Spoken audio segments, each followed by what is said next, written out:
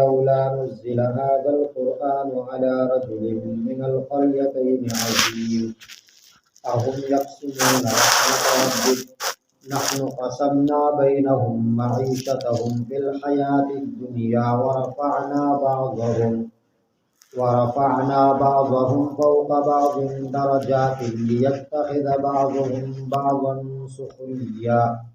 ورحمة ربك خير مما يجمعون. صدق الله العظيم. دا پنځمه سپاره سورۃ الزخرف ده. دی آیات کریمه کې الله تبارک و تعالی د کافرانو د یو اعتراض جواب ورکړي. ټول نمخ کې خداغو اعتراض داو په پیغمبر باندې چې پیغمبر دا انسان نشي کېدی بلکې دا فرشتہ پکار دا. انسان لا پیغمبر جوړېدل دا صحیح نه دي. بار بار هغه دا اعتراض کو. الله تبارک و تعالی زې په زمانه په قران کریم کې په وضاحت سره د دې جواب ورکړ. نو بیا چې کوم دا بل اعتراض شروع کو او بل اعتراض چې کوم دا غي په نبی له صلوات و سلام باندې کو چې هغه اعتراض دی آیاتونو کې ذکر کیږي او دا غي دو جوابونه الله ذکر کړی دي. یو نننی درس کې به بیان شي، یو ان شاء الله بیا بیانېږي.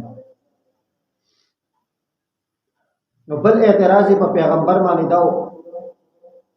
چې دا قران چې په کوم پیغمبر باندې نازل شوی دی او د پیغمبري مې راو شوی دی،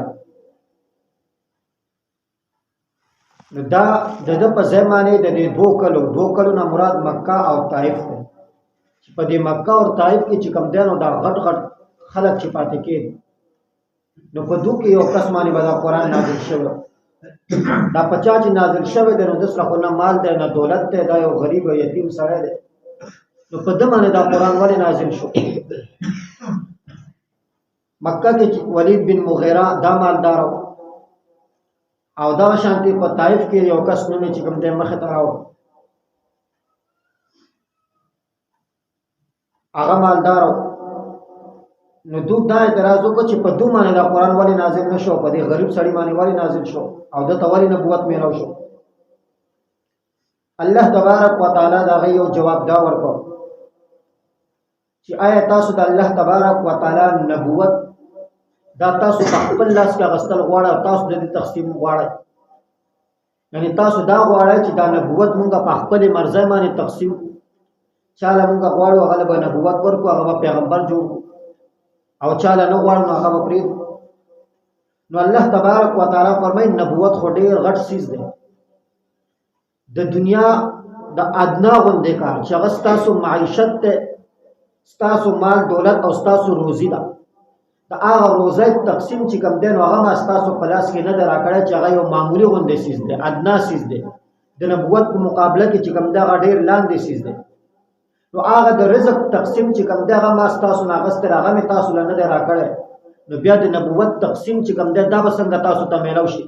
چې تاسو به نبوت په خپل مرزه باندې تقسیموئ؟ او دا رزق تقسیم چې کوم دی کدا مې چرته تاسو ته راکړی او تاسو حواله شوی وي، نو تاسو به چې کوم دی نو په خپل مرزه باندې څه کړي. نو دا د الله تبارک و تعالی ډېر لوی احسان دی چې الله رزق تقسیم خپل په لاس کې اخیستی. ځکه الله تبارک و تعالی که د روزه او د رزق دا تقسیم انسانانو له ورکړی وی، نو څومره خلک چې کوم دی هغه به مونږ د لوږې د وجې وژلی وو چې دله ورکومه دله نه ورکومه، د سره مې دشمني ده، د ماته دا تکلیف رسول دی. لیکن د رزق تقسیم الله په خپل لاس کې اخیستی او په خپل اختیار کې الله تبارک و تعالی اخی. او بیا الله تبارک و تعالی فرمایي رزق تقسیم او د معیشت تقسیم دا زما په لاس کې دی. نو بیا الله فرمایي چې ما بعض خلکو له په بعضو باندې فضیلت درجه ورکړ دی، اوچتوالی مې ورکړ دی. او دا اوچتوالی مې ځکه ورکړ دی چې په دې کې بعض خلک د بعضو نه خدمت واخلي. یعنی بعض خلکو له په بعضو باندې الله مرتبه ورکړ دی. د دې مقصد دا دی څوک الله غریبانان پیدا کړ دي، څوک مالدار پیدا کړ دي. دا تقسیم الله څه د پاره لکړ دی؟ دا دې د پاره لکړ دی چې دا خلک د یو بل په کار راشي، یو بل نه خدمت واخلي. نو چې کوم سرمایه‌دار خلک ته، مالدار خلک ته، نو په هغه خلکو کې الله پاک د مهنت کولو صلاحیت نه راخېږي. نو غول الله پاک مال او دولت پیسې ورکړ دي. غریبانان خلک دي، غول الله مال دولت نه ورکړ، نو هغه کې د کار او د مهنت صلاحیت الله خېږي. نو دا غریبانان خلک چې کوم دي، نو دا محتاج دي مالدار خلکو ته په مهنت او کوشش کې چې موږ هغه سره مزدوري کو، مهنت کوشش وکړو. او مالدار خلک چې کوم دي هغه محتاج دي د دې غریبانانو چې دا غریبانان راشي موږ سره مهنت وکړي. نو غریبانان د مالدار د پیسو محتاج دي، او مالدار خلک چې کوم دي هغه د غریبانانو د خدمت محتاج دي. نو دا د دنیا د نظام چلولو د پاره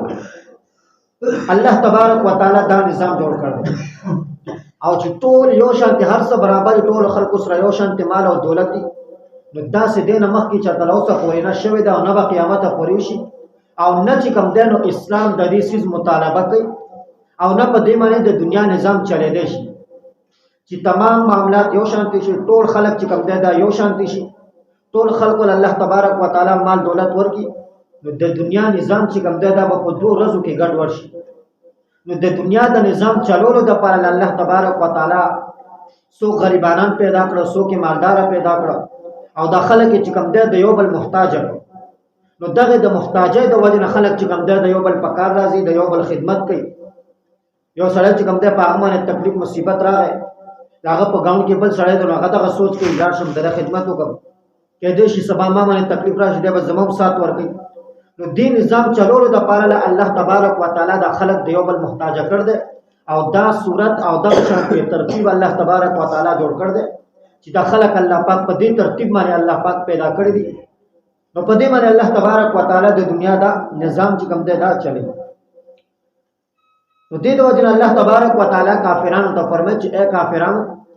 تاسو خو د نبوت خبره کوي چې دا نبوت په دې مالدار سړي باندې ولې ته میلاو نشو. نو نبوت په باره کې خبره پرې ده، بلکې یو معمولی سیس چې هغه معیشت ده،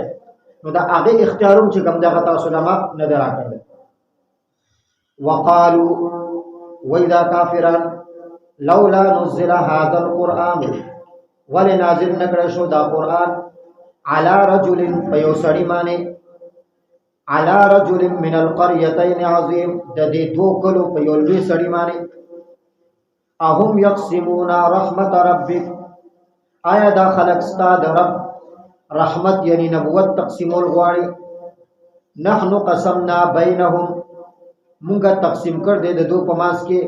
معیشتهم د دو روزي فی الحیات الدنیا د دنیا په زندګۍ کې. ورفعنا بعضهم فوق بعض، او بعض خلق په بعض باندې اوچت کړ دي درجات درجه په اعتبار سره. لیتخذ دې د پاره چې اونیسی بعضهم بعضا سخریا، بعض په دې کې بعض خدمت د پاره لا. ورحمت ربک، او استاد رب نبوت خیر دا غره ده مما د اغسنا یجمعون چې داخله کې جمع کوي، یعنی د دنیا د معیشت نه نبوت چې کوم دا ډیر اوشت او غره ده.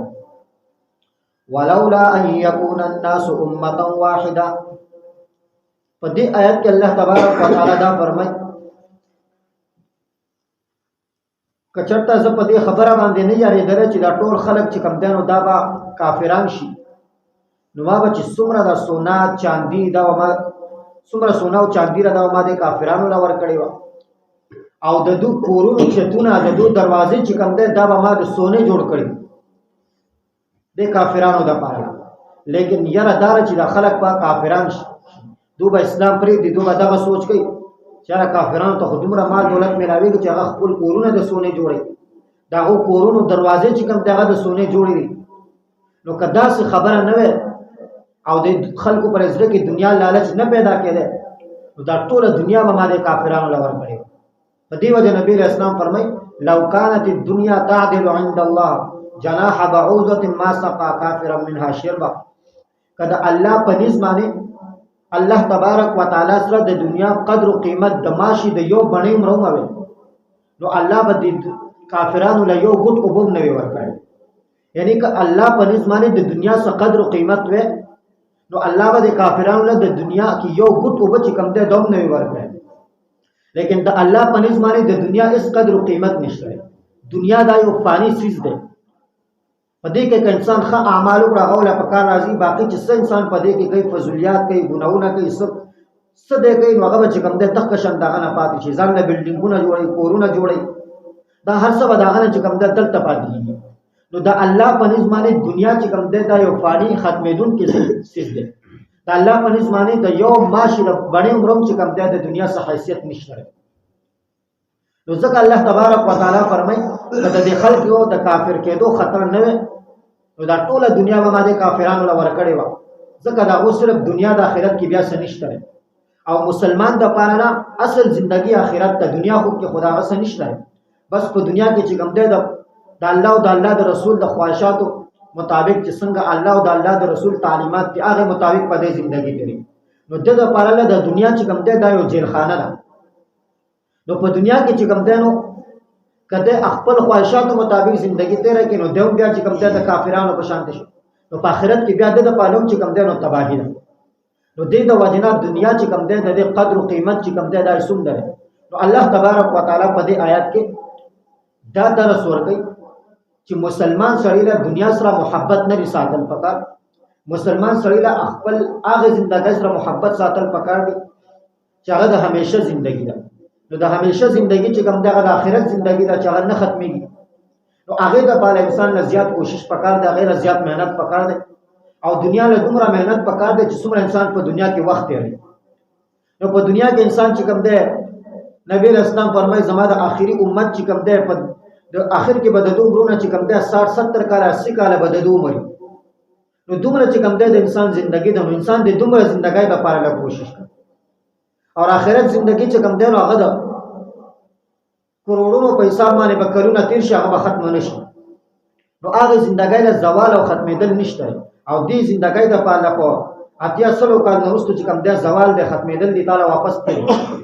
نو چې دومره غوندي ژوندۍ ده نو دومره ژوندۍ له دومره مهنت وکړه چې ستاسو ژوندۍ پکې تیر شي او هغه د پاله دومره مهنت وکړه چې هغه همیشه ژوندۍ ته پکې تیرول شي نو دې د وجه هغه د پاله مهنت دار چې انسان د نیکو اعمالو کوشش وکړي الله د رضا والا اعمال چې په کوم باندې الله راضي کیږي د الله عبادتو کې ذکرو کې قران تلاوت نوافل مور او پلار خدمت د مشرانو خدمت د یو بل حقوق چې کوم ده هغه ادا کی نو بس دا چې کوم ده نیک اعمال دي او دا به انسان په آخرت کې پکار راځي الله دې په دې باندې عمل کولو ته امين الحمد لله